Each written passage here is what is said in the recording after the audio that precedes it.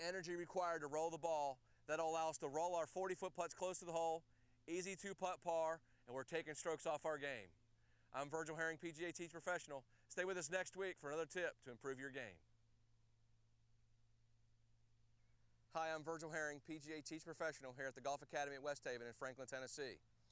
And this is the shot we saw all week at the US Open, the side hill lie, and in this shot particularly, it's downhill. The ball was below our feet. So we have a couple of critical fundamentals to go through to execute this shot. One is we need to take one more club than we normally would. So if I'm at 9-iron distance, I'm choosing 8-iron because this shot, the ball wants to fade, and a fade shot reduces the length of the shot. So I'm going to take an 8-iron instead of my 9. The next thing we have to deal with is that the slope is taking us down the hill, and gravity is going to want to pull us down the hill in the golf swing. So we're going to need to sit back into our heels. So now we've sitting back, we have one more issue to deal with, which is the slope of the golf shot is going to get in the way and make us ground out early in the golf swing. So to counteract that problem, we're going to have to cock the golf club up more vertically so that we can get a clean strike on the ball. So here we go. Weight back, got my 8-iron.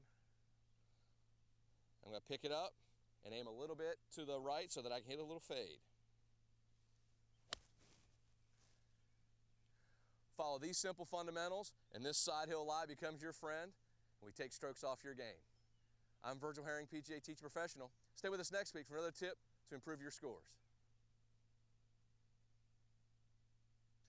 Hi, I'm Virgil Herring, Director of Instruction here at the Golf Academy at West Haven.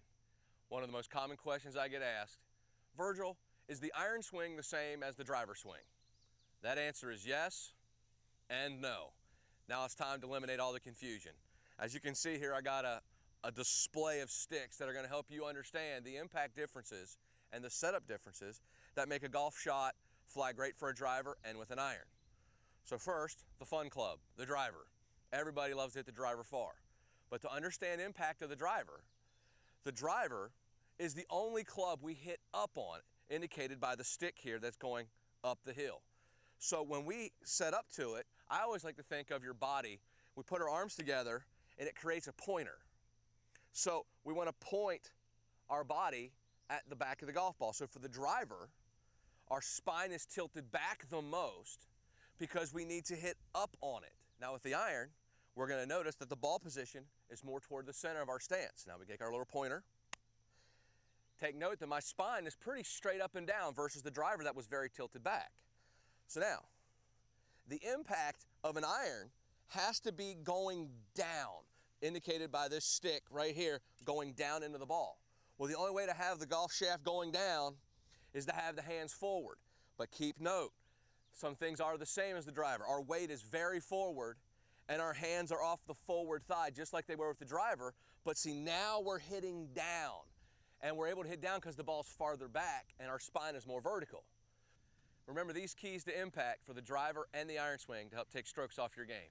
I'm Virgil Herring, PGA Teach Professional. Stay tuned next week where we learn how to squeeze 20 more yards out of your driver. Everybody loves to hit a big drive. Who's up for a free 20 yards? I'm in. I'm going to show you the fundamentals of driving it super long. There are a couple conventional things that people do that really ruin it, like squeeze tighter and swing out of balance. We're going to stay under control, but there are a couple of fundamentals that we can use that are going to get us that extra 20. So here we go. The first thing we're going to do is we're going to take our normally teed height ball, which is maybe a quarter to half the ball above the driver, and we're going to tee it up to 3/4 of the ball above the driver. The second thing we're going to do, as we talked about last week with the driver, there's some back tilt. So our normal lean for the driver is here, but we're teed it up. We're getting even more lean. The next part of the puzzle is we're going to take a wider stance. This is going to allow us to coil more and explode more through the ball. We're going to be able to get more weight behind it, to put more weight into it. And we're going to move away from the golf ball about 1 inch so we can get maximum extension. The great news about the extension is our shoulder joints can round, so our arms can actually steal a couple extra inches in length. This adds more leverage because the outside gets further from the inside, so we're going to get it, all things being equal, the club's going to travel faster. So here we go. As we learned last week, the spine tilt goes back for the driver, but because it's teed up more, I'm even increasing it a touch more. I'm slightly farther from it. And now I'm just gonna finish my backswing until I can't turn anymore and explode through the shot.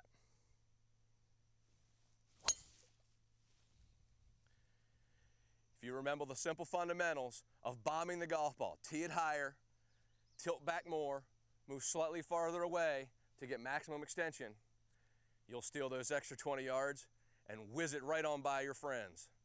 I'm Virgil Herring, PGA Teaching Professional. I'll see you next week for another tip. Take strokes off your game.